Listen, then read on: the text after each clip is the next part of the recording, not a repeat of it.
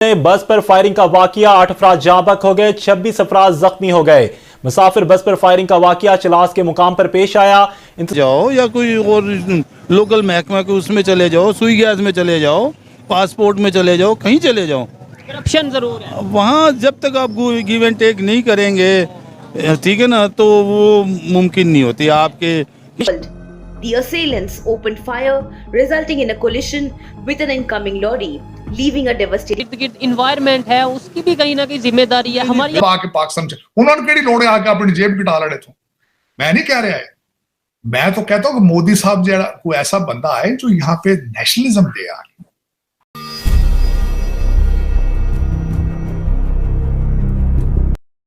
राम राम दोस्तों, आप सभी का स्वागत है आपके अपने YouTube चैनल स्पेशल भारत पे। और आज फिर मैं एक काफ़ी इंटरेस्टिंग सी वीडियो लेके आया हूँ पाकिस्तानी मीडिया के हवाले से। पाकिस्तान के बलूचिस्तान के अंदर एक बस में कुछ लोग जा रहे थे और उसके ऊपर कुछ लोगों ने, अननोन लोगों ने हमला कर दिया राइफल से, गनों से। तो उसके बाद वो बस जाके टकराती है एक ट्रक के साथ और उसमें एक बड़ा हादसा हो जाता है और उसमें आग लग जाती है। उस हादसे के अंदर 20 से ज़्यादा लोग मारे गए, नहीं 8 लोग मारे गए और 26 से ज़्यादा घायल हो गए। अभी तक की ये रिपोर्ट है। अगर इससे ज़्यादा जो घायल हुए हैं या मरते हुए हैं वो अलग वो है, अगर मरने वालों की संख्या बढ़ भी सकती है। तो ये दोस्तों उसके बाद अब क्या है कि बहुत सारे पाकिस्तानी इसका वो भारत के ऊपर लगा रहे हैं। और ये सारे हमले बलूचिस्तान में या फिर कश्मीर में या पीओके के एरिया में ही क्यों होते हैं, इसका आप सबको थोड़ा सा समझने की ज़रूरत है। क्योंकि ये एरिया जो है पाकिस्तान के खासकर भारत से छीना हुआ है और वहाँ के जो एरियाज़ हैं ये पहाड़ी एरियाज़ हैं, काफ़ी बेहतरीन, मतलब अच्छे लोग वहाँ पे बसते हैं। पर क्या होता है कि वहाँ पे उनको अच्छी सुविधाएं नहीं दी जाती और जो उनका हक है वो छीन के लाहौरियों को दिया जाता है। लाहौरियों को दिया जाने की वजह से वो बहुत ही डिसअपॉइंटमेंट हो जाते हैं और वो फिर इस तरह के काम करने लग जाते हैं। जैसे अब बिजली से ही लगा लीजिए, पीओके में बिजली बनती है और वो सारी की सारी फिर उठा के लाहौर में और इस्लामाबाद में, इन शहरों में भेज दी जाती है।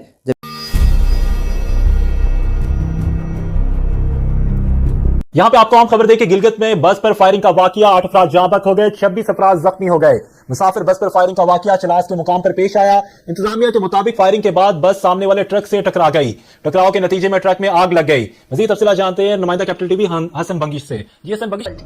The assailants opened fire, resulting in a collision with an incoming lorry, leaving a devastating environment है, उसकी भी कहीं ना कहीं जिम्मेदारी है हमारी अपनी जिम्मेदारी। बिल्कुल हमारी अपनी भी जिम्मेवारी है, ये बात नहीं है, ठीक है ना। लेकिन गवर्नमेंट की इसलिए ज्यादा है कि अब कहीं देखे ना, इतनी महंगाई हो रही है।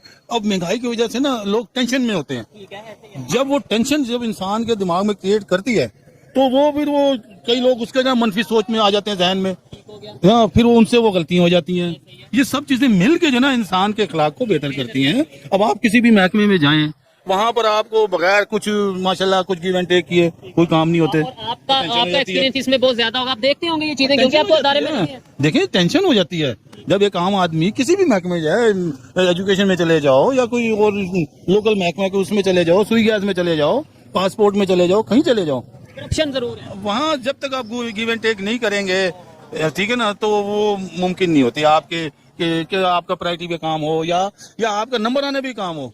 वैसे हम ये कहते हैं हर चीज में कि गवर्नमेंट जिम्मेदार है, लेकिन ये सर ने जैसे बात की, मैं एग्री करता हूँ कि किसी भी पाकिस्तान के आप अदारे में चले जाए, इवन एजुकेशन सिस्टम की अगर बात कर ले, हम अपने यूनिवर्सिटीज के मेरिट की बात कर ले, तो वहाँ पे भी जिस तरीके से सिलेक्शन की जाती है इस टाइम सबके सामने है और हमें ये खुद पे फोकस करने की जरूरत है, खुद को देखने की जरूरत है। लास्ट में क्या कहना चाहेंगे, दुनिया के दूसरे कंट्रीज डेवलपमेंट की तरफ जा रहे हैं, इंडिया की अगर बात करें क्योंकि नेबर कंट्री है, वो कहाँ से कहाँ चला गया, उनमें भी बड़े इश्यूज थे, उनमें करप्शन भी थी, अभी भी शायद होगी, लेकिन आप वो बड़ा कंट्रोल कर रहे हैं। इस चीज को हम मानते हैं कि इंडिया में भी करप्शन है और इंडिया भी, हम हर चीज को हम अपने आप को जो है ना कंपाइल करते हैं, कभी इंडिया से करते हैं, कभी यूरोप से करते हैं। कहता हूं, मैं ये नहीं कहता कि मोदी साहब आके पाक समझ उन्होंने केड़ी लोड़ है आके अपनी जेब कटा लड़े तो मैं नहीं कह रहा है, मैं तो कहता हूं कि मोदी साहब जो कोई ऐसा बंदा है जो यहाँ पे नेशनलिज्म दे आ।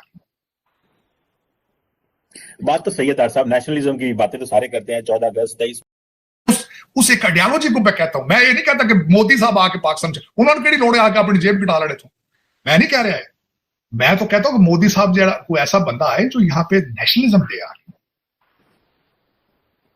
बात तो सही है तार साहब, नेशनलिज्म की बातें तो सारे करते हैं। 14 अगस्त 23 मार्च और हर कोई कहता है कि हमने बड़ी मोटरसाइकिल झंडा ला लेने तुसी ना करो कि तुसी पाकिस्तानी बने। This is wrong philosophy.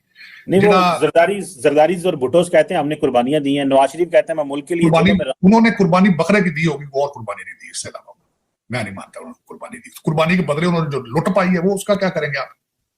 जी अन्नी पाई ने जिन्हें शुगर मिले जरदारी साहब की, सिंध की सारी शुगर मिले जरदारी साहब की, बल्कि उनको गिफ्ट किया गया था। उनको गिफ्ट किया गया था कि आप अपनी शुगर पहले एक्सपोर्ट कर लें फिर बाद में इंपोर्ट करते हैं। तो ये चीमा साहब, ये या तो पता नहीं यही एक बीमारी है कि आप पाकिस्तानी ज्यादातर ये समझते हैं कि हर बंदा रोटियां नाक में डालता है, लेकिन यही एक इशू है आपका, यही इशू है आपका। लेकिन चले कोई नहीं, 76 साल हो गए, 176 साल और वेट कर लेते हैं, क्या फर्क पड़ता है। बात सही है तार साहब, ये ऐसे ही है कि ये ब्लीडिंग कब रुकेगी। पैसा तो बहुत है, इसको रेगुलेट कैसे किया जाता है, दैट्स ओनली हाउ ये टाइम ही बता सकता है। और ऐसा कौन नेशनलिस्ट आ सकता है और किसको मौका दिया जाता है कि वो ऐसे काम कर सके। देखते हैं क्या होता है। थैंक यू वेरी मच सारे तार साहब। सर फोकस ये है कि हमारे गवर्नमेंट जो है ना ऐसा पे नहीं कर पाते।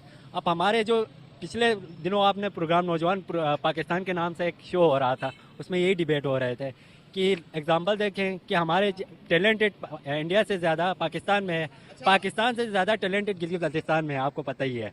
अब जो पाकिस्तान में जितना जो मतलब पैकेजेस, सैलरी पैकेजेस, इज्जत वगैरह जो है ना वो पाकिस्तान में और फैसिलिटी वगैरह पाकिस्तान प्रोवाइड नहीं करते हैं। हमारे पास इतना टैलेंट है पाकिस्तान में, हर दूसरा बंदा मुझे ये मिलता है कि कहता है कि पाकिस्तान के अंदर हमारे पास बहुत टैलेंट है।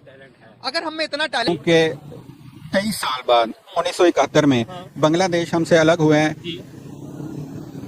उसकी एक मेन वजह जो कि आज तक जिसका मसला रहा है कि हम बने तो इस्लाम के नाम पे थे कि हम, लेकिन हम कौमियत और लसानियत इन बुनियादों पे हम बिखर गए हैं। उस वक्त भी नारा लगा था कि इधर हम उधर तुम। अच्छा ठीक है, नहीं आप बात देखें ना, आपकी बात अपनी जगह बजाय आपकी अपनी ओपिनियन। टेक्नोलॉजी की बात हुई है, हम वहाँ पे इस्लाम को अगर ले आएंगे तो आपको नहीं लगता शायद किसी वजह से हम टेक्नोलॉजी में पीछे रहते हैं? नहीं भाईजान, इस्लाम के अगर इस्लामी कंट्रीज को देखें तो बांग्लादेश इस्लामी मुल्क है, वो हमसे काफी आगे है। यही कह रहा हूँ ना, क्योंकि वो हर चीज में इस्लाम को नहीं लेके आता। इस्लाम को वो प्रैक्टिस करते हैं, बड़ा रिस्पेक्ट भी करते होंगे, लेकिन वो जहाँ पे प्रैक्टिकली कुछ करना है वो हम हर चीज में, अभी मैं आपसे कोई भी किसी से क्वेश्चन करता हूँ टेक्नोलॉजी का, एजुकेशन का, हेल्थ का, वो इस्लाम को पहले हम ले आते हैं, लेकिन प्रैक्टिकली उसके ऊपर कुछ मजहब को हम ले आते हैं, प्रैक्टिकली हम कुछ करते नहीं। एग्री करेंगे या नहीं करेंगे? बकौल कायदे आज़म रहमतुल्लाह अलैह हमें एक ऐसी दरसगाह चाहिए, एक ऐसी अमली गाह चाहिए जहां हम इस्लाम के असूलों को आजमा सकें।